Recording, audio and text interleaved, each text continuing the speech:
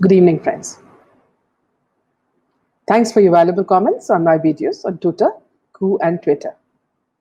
I make sure I read all of them and post them on social media. Sometimes I'm amazed by the kind of questions and comments you make because it makes people think. And I've seen on social media a lot of the people react to your comments. Thank you. Please keep them coming. Today, viewers, I will narrate the first-hand account of a man who underwent something very similar to what Sushant Singh underwent. That is what he says. But luckily escaped death. He had asked me to keep his identity anonymous when I asked him to come live on my channel, as he has still not come out of those painful memories. He is a Bollywood insider. Hence, respecting that, I will not reveal his name. Some of you may already know who he is. Kindly do not blurt out his name. When he is ready, he himself said he will come and give us an interview. This is not meant to titillate you, but it's a story of abuse of the worst sort. When I read it, I was shocked. And this was many months back. I did not want to give the story out until I got permission from the person who had suffered. The story is to warn youngsters what Bollywood and other film worlds or ad worlds have in store for you.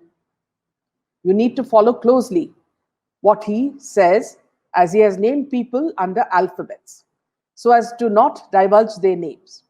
But if you are clever, you can put the pieces together and know who he is talking about. So what he's written, I will read it. I won't read it so fast. I'll read it slowly so that you can understand who he's talking about.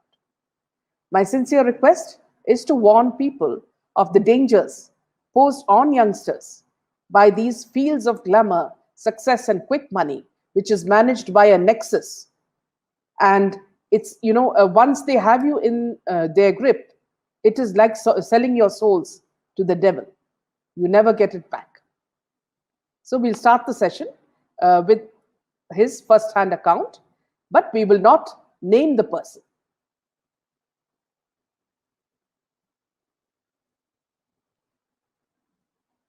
So I'll just start. There are 3 pages, so I'll just start the first page. Sushant Singh Rajput. The name has been all over since last few months. It's touched everyone. For me, it's like living his life every single day in the last 2 months. Either he lived my life or I lived his life. When details of his chilling end startled erupting, it started taking me back to a very dark time of my life. I'm still in a shock over the similarities between events in his life and events in my life. I'm unable to carry this burden anymore, and it needs to be told. It needs to be told right away without any further delay. I've divided it into 3 parts: the trap, the psycho, and the exit. So we'll start with the trap, viewers. It all started when Mr. X Singh entered my life. I was madly in love with my job as a creative director for a digital advertising agency. One fine day, Mr. X Singh, who will be known from now as X, comes to us with a digital promotion project for a film. The project was delivered fantastically. And naturally, being the CD, I do have to interact with clients, and him being no exception. X literally started stalking me, about 10 calls per day, admiring my work and how the so-called superstar of that film absolutely loved the work and that I should come work with him. He was absolutely shameless and wouldn't understand no or boundaries. It all stopped finally, and I even forgot about X. About a month later, Miss Y. Becca, in brackets, Y from now on. So this lady will be known as Y, connected with me via social media. Her profile was everything I would like. Meditation and yoga became our main talking points. Chats went on for over a month, and finally, I invited her to Bombay. She lived in Goa. We met, and it was as if a garden of love was created. Right from the first date, I discovered myself in a whole new light. Emotions flowed like crazy. Happiness was all over. Suddenly, time became a blur. I thought it was love. Hmm. Well, it was MDMA. I was to know about it much later, much later. So, here's he's talking about drugs. Then began parties, non stop parties. Within just a month, she was everywhere in my life. I was a weekend party maker before, but now it was every day. She knew everyone at every club, every happening place of Bombay, and the party never stopped. She would always say, "This is the last moment of our lives, so make it the best." I was madly, deeply in love with her. There was no limit. Everything was limitless. But one thing suffered majorly: my work. My schedules went haywire. Projects started getting delayed. Sometimes I would show up at work on a Sunday thinking it's a Monday. Time was just a blur, just a beautiful blur. Or that's what I thought. My boss politely texted me one day to take a break as he felt there is something not right in my life. I took the text in a whole different way. Every emotion in me had become extreme. Sadness would be extreme. Happiness would be extreme. Everything was amplified. I stopped going to office, but the parting needed money. It went on till the money was blown. One day, Y told me there is somebody whom I must meet. She would always tell me about that somebody, how that somebody is such a nice person, how he is spiritually inclined. In short, how amazing this somebody was. After creating all that suspense, finally she introduced me to Mr. X Singh. My earlier perception about X was completely wiped off. And I remember a whole sea of emotions flowed out of me when I saw X. I was apologetic for misguiding him earlier. The circle was complete. I was out of my job and X was back in my life. X had a gigantic studio. Let's call it Bangalore number 11, right in the center of the cream of the film industry. He asked me to do whatever I feel with that studio and set up an amazing digital agency for films. In a day, I was in front of that very same superstar discussing a new project. Projects happened, big projects happened. X, Y, and me formed a company. X had the studio, Y was the front, and I was the creative brain. Money rolled in crores.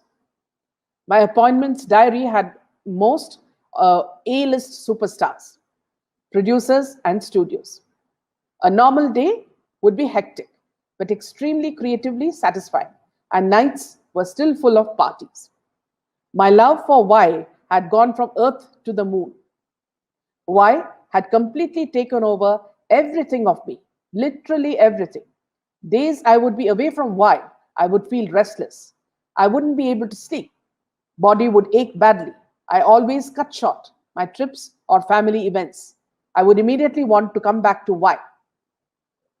Meanwhile, the studio was now an absolute private club at nights, a dance floor, a VIP lounge, and whatnot. From superstars to politicians, from media tycoons to top bureaucrats, from India's top DJs to who's who of fashion industry. Everyone would show up at these parties. One such party, I was angry and shocked to see heaps of coke. I had a big fight with X and Y. And then Y told me, I've been on MD since months. That's how she put MD even in my, how she had put MD even in my water. That the secret of all my sudden beautiful energy was MDMA. A big fight followed, and with that, even followed extreme body aches, several aches in jaws, insomnia, and absolute restlessness, as if the world was ending. But well, love, love mixed with MDMA. I went back to Y just in 2 days. I couldn't imagine a world without her. Now I was an addict. I've seen those people at the parties after Coke. They're totally different monsters, totally different personalities, high on ego, paranoid, and as if they are the gods. I never wanted to be that. So my addiction was limited to MD, while I always read articles on how to get rid of it. Now, friends, the second part, the psycho. The money was rolling, team was placed, company was doing very well. Parties too were happening very well. I was trying to get out of the addiction with positive thoughts and focusing on good work and projects I loved. But by night, I was the same. I started working on a script. Y was still looking after the front side. X was looking after the parties. The cocaine flow is what I wanted to stop, but it wasn't easy. I was ready to give it the time, but well, a big but. But because now entered Mr. Z, a 6'5" tall, strong, baritone, voiced stone-like personality. I don't remember how and when he became a constant at our parties. Maybe when I wasn't at the parties, he made an entry into our lives. Or maybe he was always there. But since I was neck deep into MD, I never noticed. But Mr. Z was there with all his might and everything lethal to destroy lives, kill people, and maybe even change political scenario of a state. No, no, and he is not the psycho. Mr. Z had everything on him. Acid, coke, MD, hash, name it. He added all. And well, not in grams. He had it in kilos. Slowly, he was in control of X and Y. X and Y had totally become different people. Absolutely different people. Or maybe they always were that way. Or else somebody use Y, or else why would somebody use Y as a honey trap to make me an addict? After later working with them, it was all a trap from the beginning. But silly me, I'm a fool for sure to still not be able to figure it all out. Maybe these were their real faces. A voice always kept telling, "Get out of this. Talk to mum." And another voice too was always there. "Do you want to lose all of this? What about your film? You made it till here. You'll go ahead and go ahead too from here. So just hang on." Mr. Z was now even forcing us to take projects he wanted to. They were bogus projects. Now the parties also started seeing the presence of top CEOs of major international studios and almost all top bureaucrats from the information ministry, the then information ministry.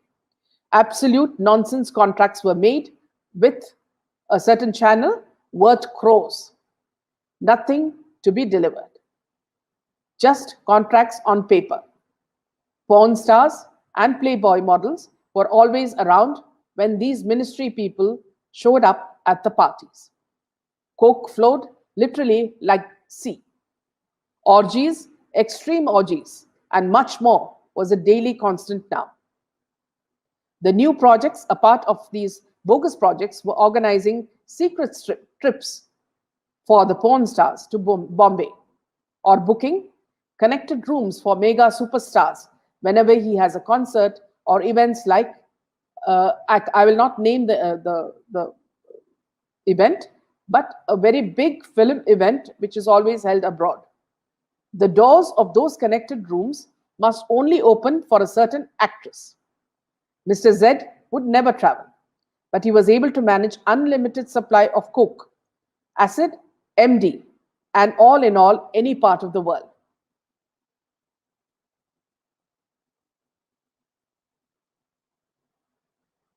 and all in any part of the world. They took it once, they are your slaves forever. They said, this is the same fucking shit that Hollywood does. It's exactly the same fucking shit. He always said this. Mr. Z was an ex-DEA, plus a lot of LAPD cops too were on his payroll. Nothing can touch me in Maharashtra, he would always say. In fact, most of his delivery partners were top officers from Mumbai police and, well, no, not constables, high-ranking officers. This was all happening right in front of me. Nothing was hidden. Everything right in the open. There was a reason for that. The biggest reason till now that what I said is nothing compared to what I am about to say. It's darker than the darkest side a human mind can have. Dirty is not even a word to describe that. Friends, I'm moving now to the second page.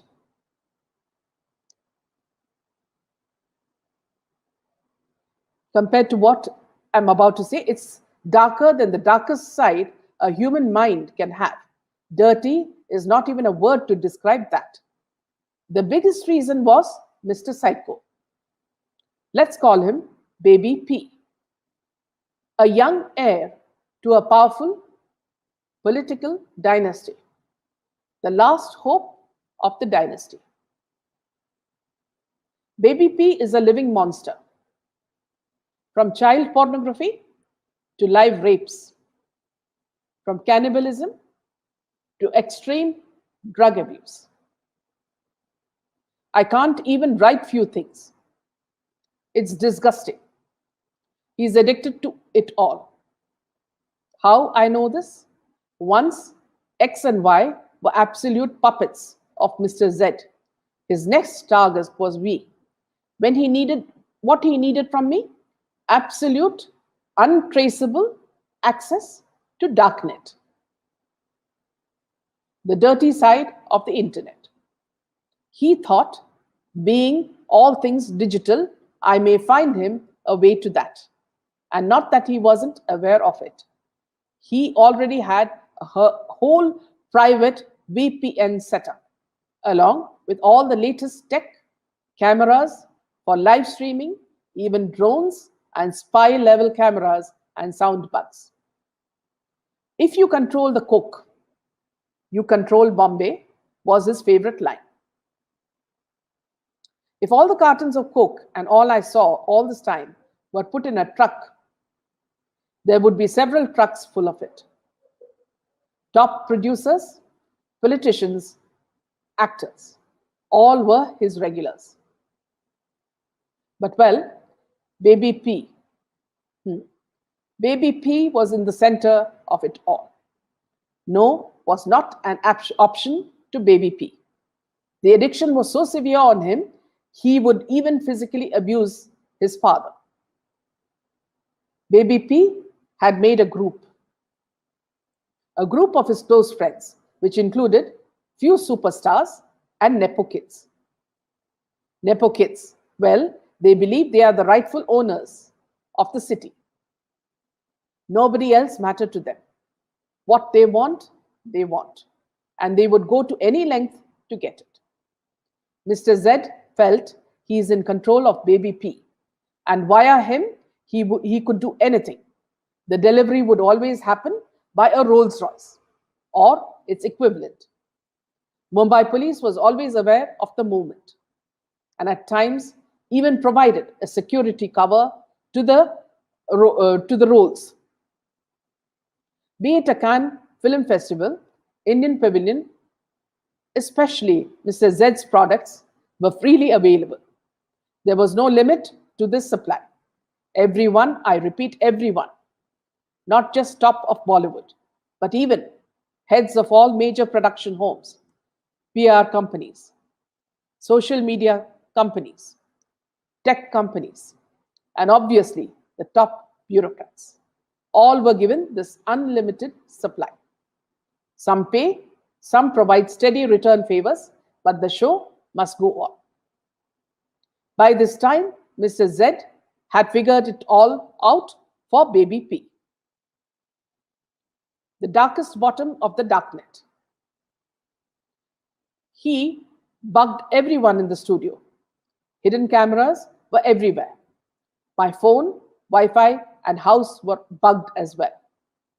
Nothing went unrecorded. All the threesomes and foursomes and snorts and orgies were recorded. I badly wanted to get out of this.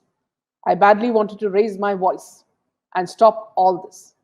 I wonder what kind of absolute scum would these people be who live stream rapes of minors. And even bigger scums are ones who watch it.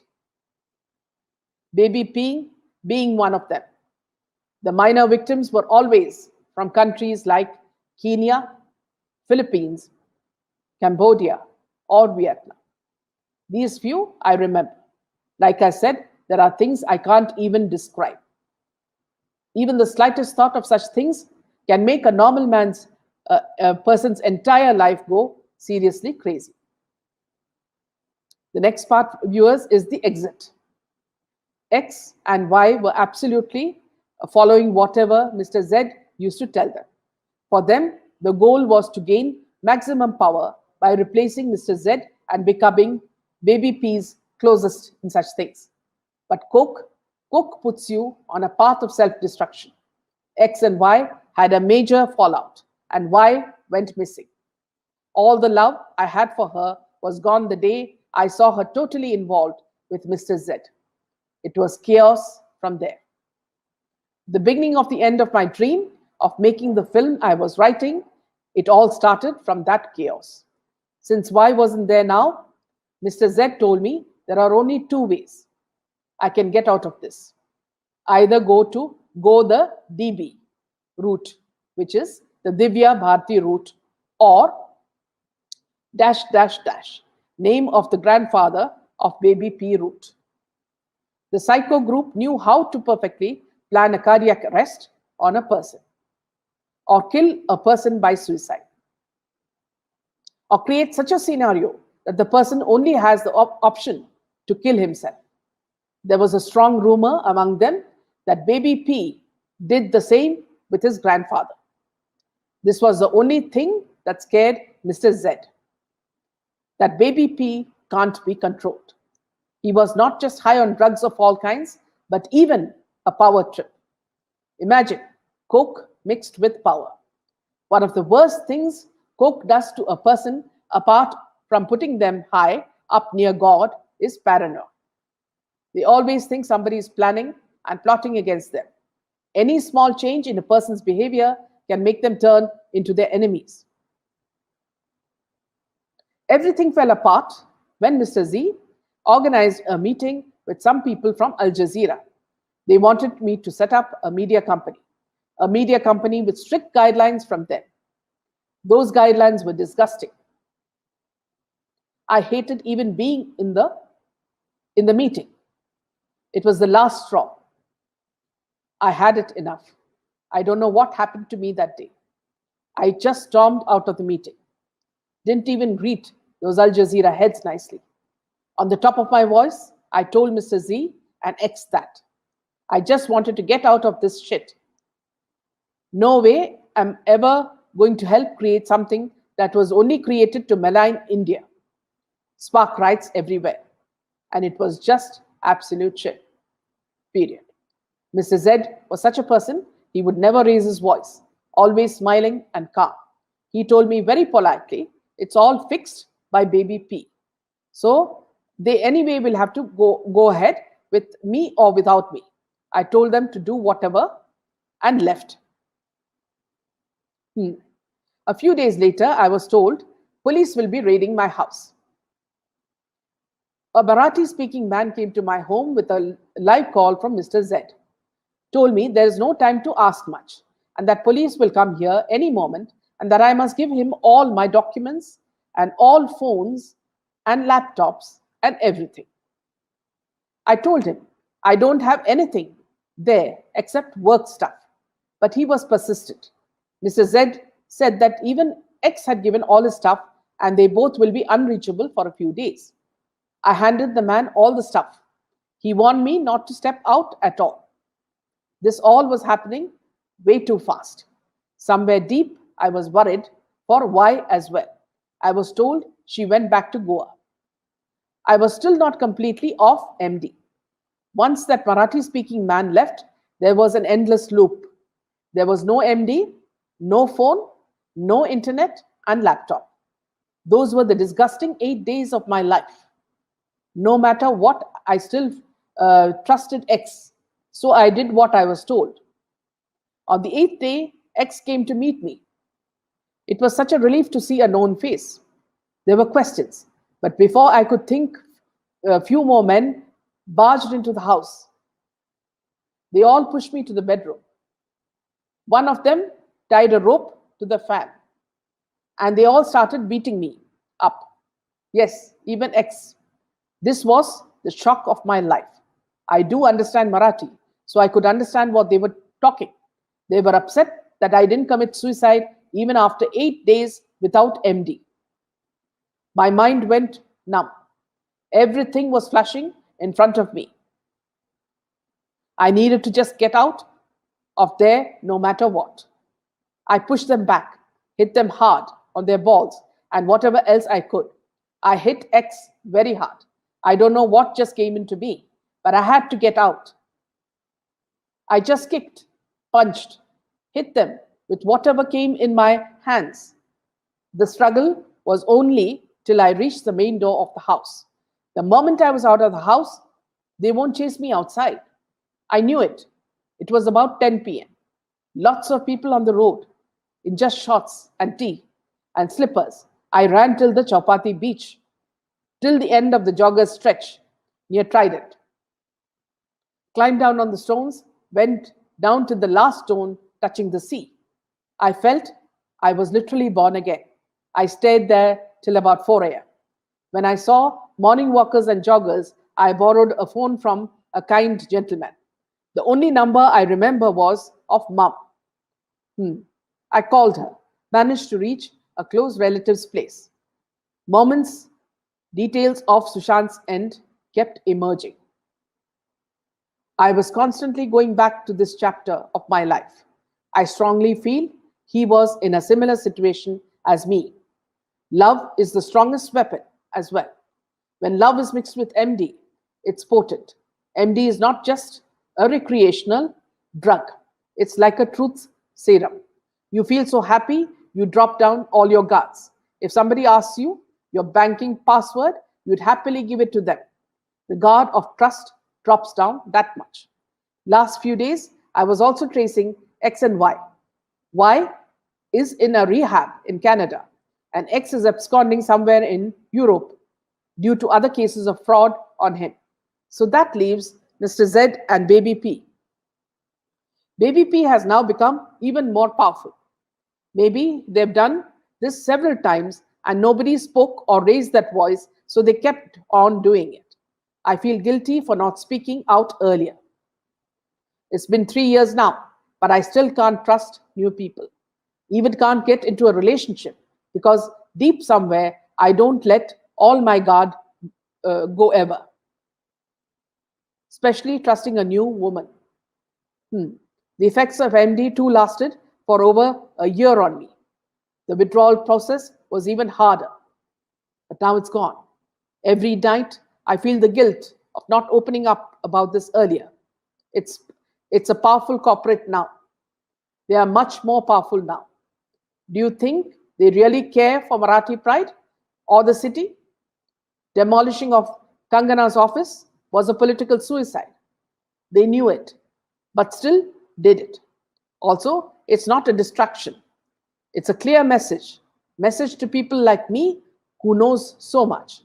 Message that we will come to you and destroy you. I was close to being killed once, but here I am, still alive. I'm not afraid now. I'm ready to give out the names to the right people who can actually put an end to this. It may look like I was quiet all this while, but no, I wasn't quiet. I felt exactly what Sushant might have felt. Two stories, but same substances. Same traps and different exits. Maybe I was their first experiment. Maybe not. Maybe they've done that many times. Every night, I feel the guilt of not opening up about this earlier. It may look like I was quiet all this while, but no, I wasn't quiet. I felt exactly what Sushant might have felt. Two stories, but same substances, same traps, and different exits. Maybe I was their first experiment. Maybe not. Maybe they've done this many times. Maybe not. The irony is, same people, some of them were so fucked up with powdered noses, the same some of them who were dancing naked to the tunes of other fucked up people are crying patriarchy today and standing with the possible honey that trapped Sushant to the end. A certain powerful Mrs., for example, I was like, why is she doing this?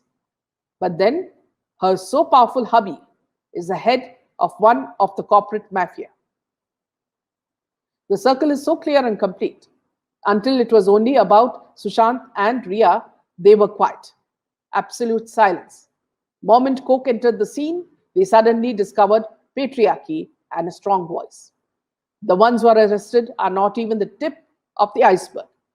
It goes way high up, way high. The roots are somewhere, much deeper. It's not just the drugs, it's a trip beyond that. It'll come out for sure. So, friends, this is what he has written, and this is what he has conveyed. So, when he says that it was 3 years back, that means, and he also mentions that he could have been one of the first that they experimented. I'm sure this will make you think, who are the people, and who are these people that he's named as XYZ, So, something that we all need to do is share this